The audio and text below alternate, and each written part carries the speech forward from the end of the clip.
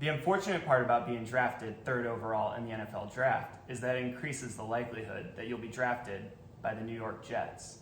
And in 2018, that unfortunately happened to Sam Darnold.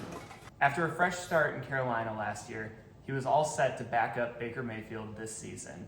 He's going to make $20 million, wear a hat on the sideline, and hold a clipboard. Unfortunately, during their last preseason game, he got injured.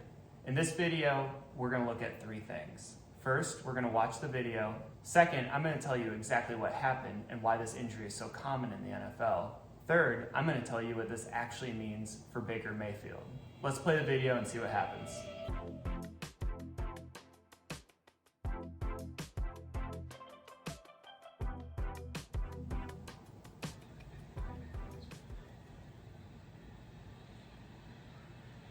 All right, so the whole pocket collapses. Kind of hard to see what happened from that angle. Let's see if there's another one. Jumped up pretty good though. Okay, here's the replay from behind. Okay, so the defensive lineman rolls up on him here. This is pretty common. You see this a lot with like running backs and also people running into offensive linemen. Watch his left foot. Yeah, that looks painful. First off, this is a brutal looking injury, and it's unfortunately very common in the NFL. You see this a lot with running backs and quarterbacks diving into the back of offensive linemen's legs, but you also see it in people that are running away from defenders who get tackled from behind. The reason this happens is that whenever they grab them from behind, they end up rolling on the back of their legs, just like that defensive lineman ended up doing there to Sam Darnold. So let's talk about what this is first. It's a high ankle sprain, which is kind of a vague term, but this is really just an injury to the ligaments at the top of the ankle, where your tibia and fibula, which are the two bones in your lower leg, attach to your ankle or at your foot. So those bones are held together so that when you put weight down on your foot, they don't come apart. This motion causes a twisting at your hip, at your knee, and at your ankle.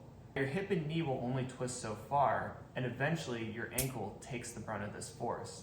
This tears a few very important ligaments in your ankle. So I'll put a picture up here to show you the ankle joint and the ligaments that are associated with it. These ligaments at the top of the ankle are what get torn in this injury. There's also a membrane in between the two bones at the bottom of your leg called the tibiofibular syndesmosis that gets injured whenever this happens. The goal of these ligaments and the syndesmosis is to hold your bones together so that when you step down on your foot, your bones don't split over your ankle. As a result, this injury is painful when it happens, but then you see Sam Darnold try to get up to take a step on his foot before going down again. And that's because when he took a step down on his foot, it started to pull these two bones apart and make it super painful. These injuries are really hard to predict how long people will be out for. Sometimes after a couple weeks they'll come back, and sometimes it's not for months until they come back. The reason is because there's a variance in the amount of structures that can be torn or the amount of damage that can occur even on a really bad injury versus a really subtle looking injury. Generally, you look at widening between the two bones in the legs to see if that ankle joint is stable. And if that's the case, people tend to miss around 6 to 8 weeks to allow the ligaments and the membrane between the two bones to heal.